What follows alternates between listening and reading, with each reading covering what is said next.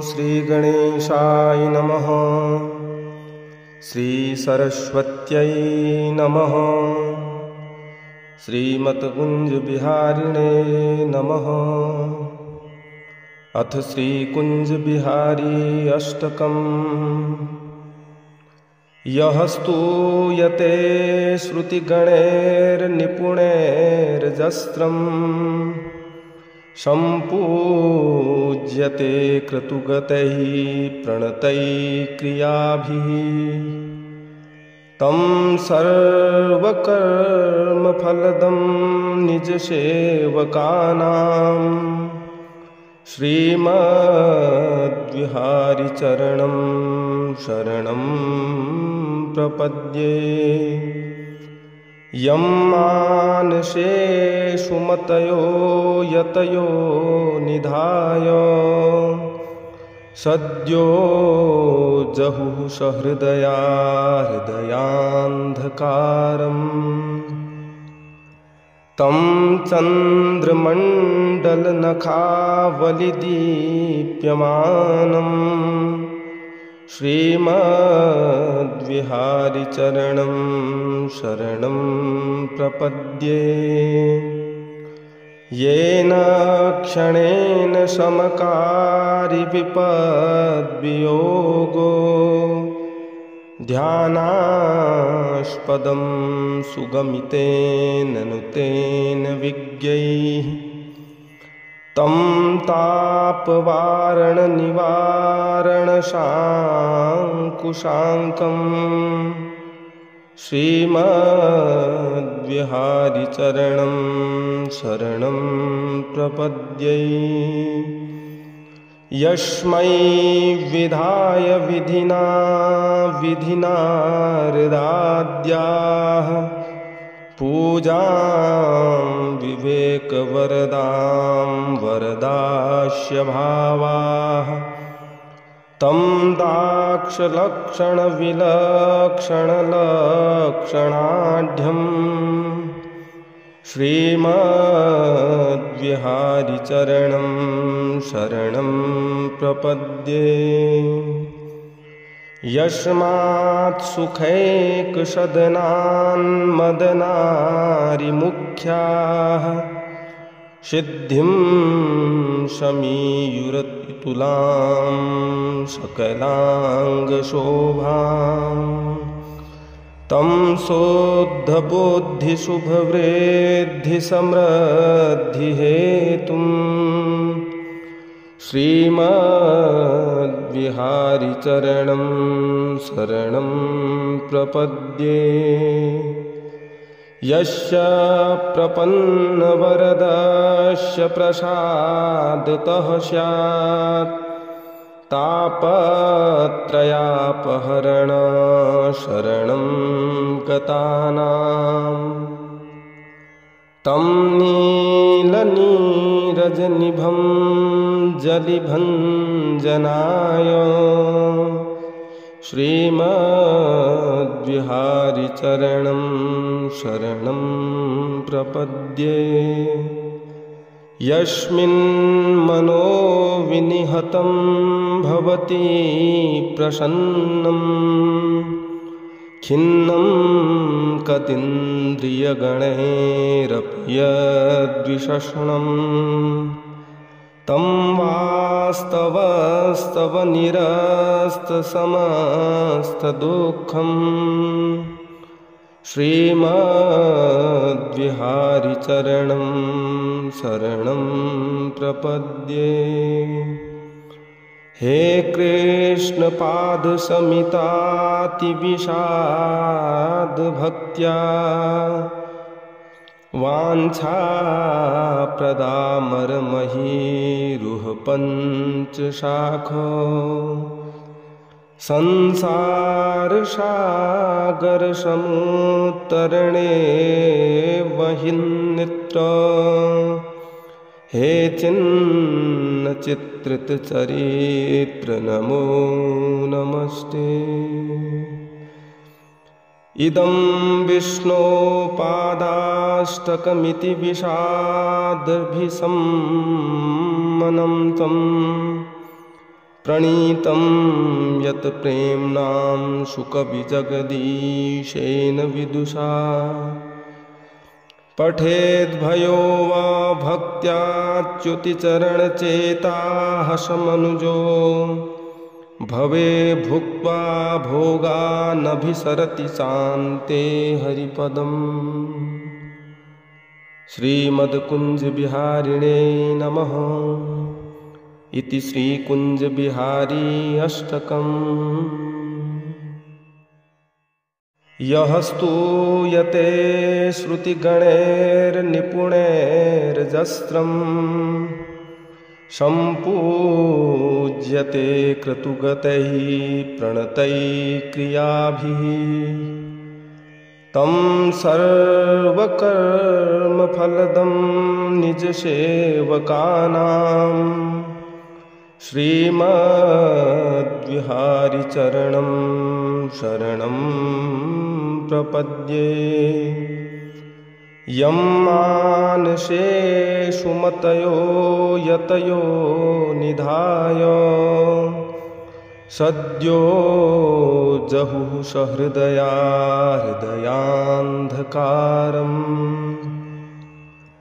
तं चन्द्रमण्डलनखावलिदीप्यमानं श्रीमद्विहारिचरणं शरणं प्रपद्ये। येन क्षणेन समकारिविपद्वियोगो ध्यानास्पदं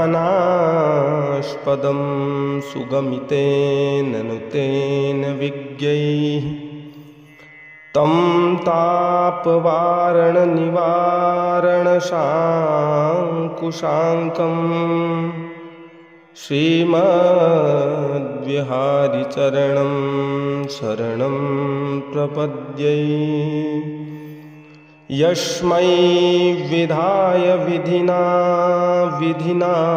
हृदाद्याः पूजां विवेकवरदां वरदास्य भावाः तं दाक्षलक्षणविलक्षणलक्षणाढ्यम् श्रीमद्विहारिचरणं शरणं प्रपद्ये। यस्मात् सुखैकसदनान्मदनारिमुख्याः सिद्धिं समीयुरतुलां सकलाङ्गशोभाम् तं शुद्धबुद्धिशुभवृद्धिसमृद्धिहेतुं श्रीमद्विहारिचरणं शरणं प्रपद्ये। यस्य प्रपन्नवरदस्य प्रसादतः स्यात् तापत्रयापहरण शरणं गतानां तं नीलनीरजनिभं जलिभञ्जनाय श्रीमद्विहारिचरणं शरणं प्रपद्ये। यस्मिन् मनो विनिहतं भवति प्रसन्नं खिन्नं कतीन्द्रियगणैरपि यद्विषण्णं तं वास्तवस्तवनिरस्तसमस्तदुःखम् श्रीमद्विहारिचरणं शरणं प्रपद्ये। हे कृष्णपादसमितातिविषादभक्त्या वाञ्छाप्रदामरमहीरुहपञ्चशाखो संसारसागरसमुत्तरणे वहिन्नित्र हे चिन्मयानन्दरूप चित्रितचरित्र नमो नमस्ते। इदं विष्णोपादाष्टकमिति विषादभिसम्मनं तं प्रणीतं यत् प्रेम्णां शुकविजगदीशेन विदुषा। पठेद्भयो वा भक्त्याच्युतिचरणचेताः समनुजो भवे भुक्त्वा भोगानभिसरति शान्ते हरिपदम्। श्रीमद्कुञ्जबिहारिणे नमः इति श्रीकुञ्जबिहारी अष्टकम्। यः स्तूयते श्रुतिगणैर्निपुणैर्जस्रम् सम्पूज्यते क्रतुगतैः प्रणतैः क्रियाभिः तं सर्वकर्मफलदं निजसेवकानां श्रीमद्विहारिचरणं शरणं प्रपद्ये। यं मानसेषु मतयो यतयो निधाय सद्यो जहुः सहृदया हृदयान्धकारम् तं चन्द्रमण्डलनखावलिदीप्यमानं श्रीमद्विहारिचरणं शरणं प्रपद्ये। येन क्षणेन समकारि विपद्वियोगो ध्यानास्पदं सुगमितेन नुतेन विज्ञैः तं तापवारणनिवारणशाङ्कुशाङ्कम् श्रीमद्विहारिचरणं शरणं प्रपद्ये। यस्मै विधाय विधिना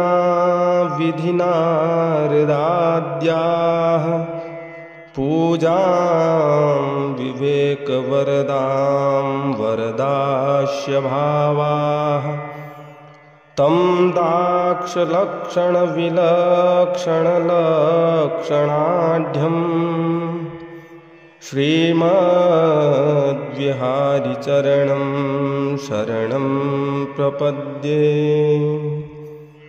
यस्मात् सुखैकसदनान्मदनारिमुख्याः सिद्धिं शमीयुरति तुलां सकलाङ्गशोभाम्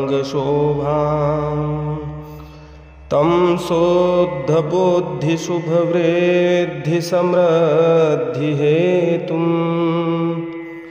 श्रीमद्विहारिचरणं शरणं प्रपद्ये।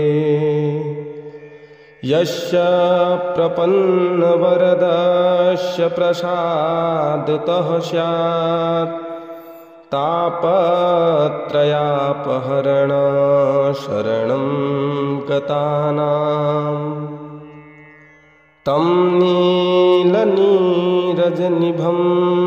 जलिभञ्जनाय श्रीमद्विहारिचरणं शरणं प्रपद्ये।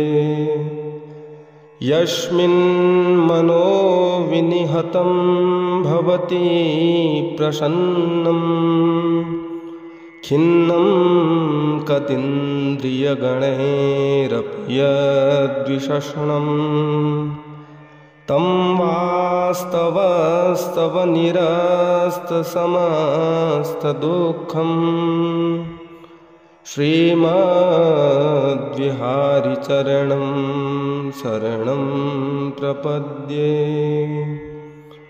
हे कृष्ण पादसमितातिविषादभक्त्या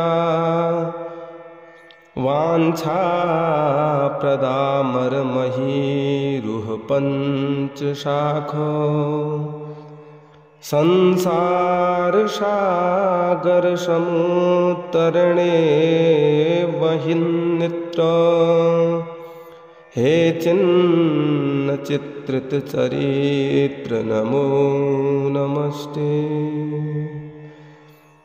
इदं विष्णोपादाष्टकमिति विषादभिसम्मनं तं प्रणीतं यत् प्रेम्णां शुकविजगदीशेन विदुषा पठेद्भयो वा भक्त्याच्युतिचरणचेताः समनुजो भवे भुक्त्वा भोगानभिसरति शान्ते हरिपदम्। श्रीमद्कुञ्जबिहारिणे नमः इति श्रीकुञ्जबिहारी अष्टकम्। यः स्तूयते श्रुतिगणैर्निपुणैर्जस्रम् सम्पूज्यते क्रतुगतैः प्रणतैः क्रियाभिः तं सर्वकर्मफलदं निजसेवकानां श्रीमद्विहारिचरणं शरणं प्रपद्ये। यं मानसेषु मतयो यतयो निधाय सद्यो जहुः सहृदया हृदयान्धकारम् तं चन्द्रमण्डलनखावलिदीप्यमानं श्रीमद्विहारिचरणं शरणं प्रपद्ये। येन क्षणेन समकारि विपद्वियोगो ध्यानास्पदं सुगमितेन नुतेन विज्ञैः तं तापवारणनिवारणशाङ्कुशाङ्कं श्रीमद्विहारिचरणं शरणं प्रपद्ये। यस्मै विधाय विधिना हृदाद्याः पूजां विवेकवरदां वरदास्य भावाः तं दाक्षलक्षणविलक्षणलक्षणाढ्यं श्रीमद्विहारिचरणं शरणं प्रपद्ये।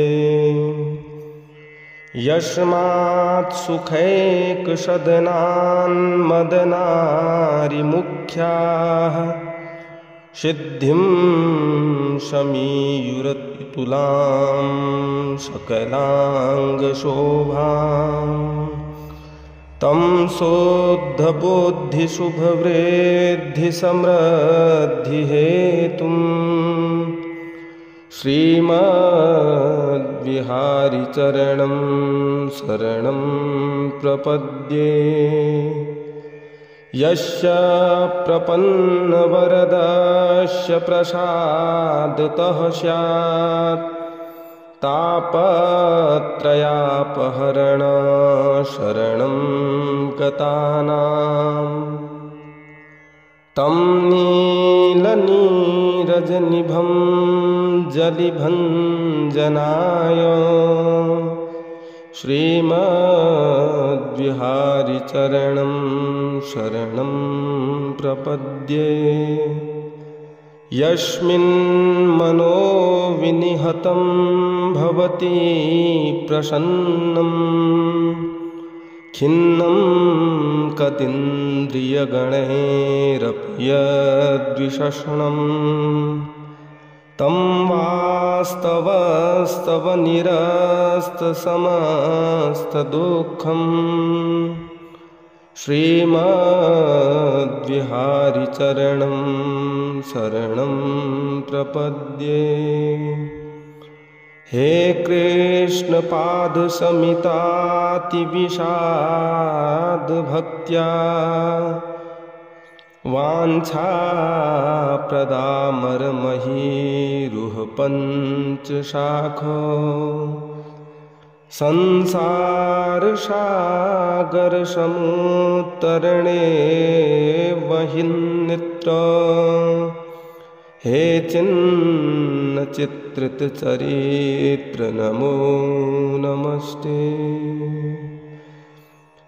इदं विष्णोपादाष्टकमिति विषादभिसम्मनं तं प्रणीतं यत् प्रेम्णां शुकविजगदीशेन विदुषा। पठेद्भयो वा भक्त्याच्युतिचरणचेताः समनुजो भवे भुक्त्वा भोगानभिसरति शान्ते हरिपदम्। श्रीमद्कुञ्जबिहारिणे नमः इति श्रीकुञ्जबिहारी अष्टकम्। यः स्तूयते श्रुतिगणैर्निपुणैर्जस्रं सम्पूज्यते क्रतुगतैः प्रणतैः क्रियाभिः। तं सर्वकर्मफलदं निजसेवकानां श्रीमद्विहारिचरणं शरणं प्रपद्ये।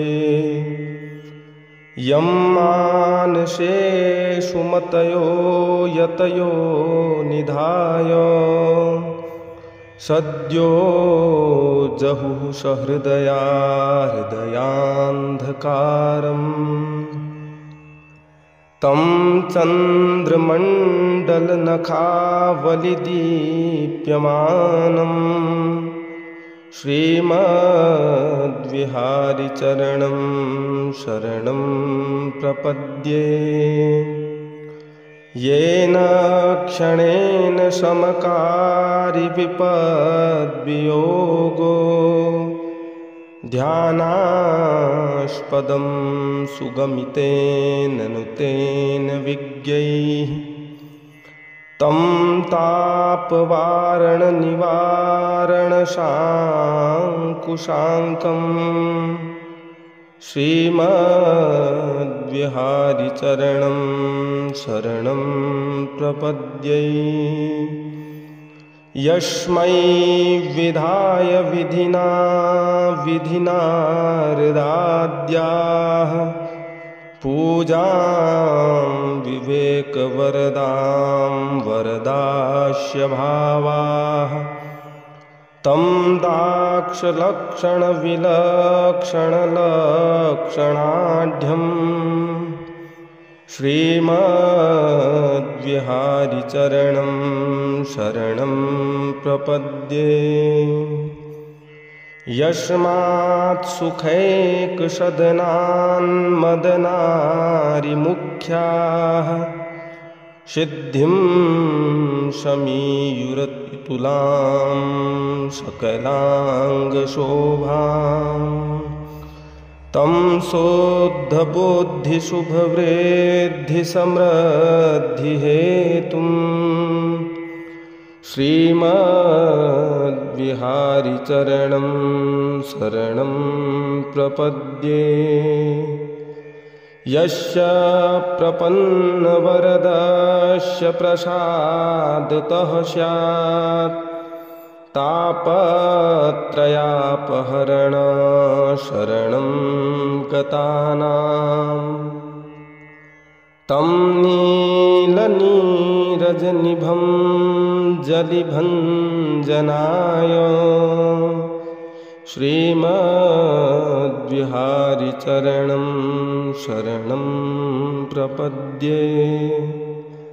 यस्मिन्मनो विनिहतं भवति प्रसन्नं खिन्नं कतीन्द्रियगणैरपि यद्विषष्णं तं वास्तवस्तव निरस्तसमस्तदुःखम् श्रीमद्विहारिचरणं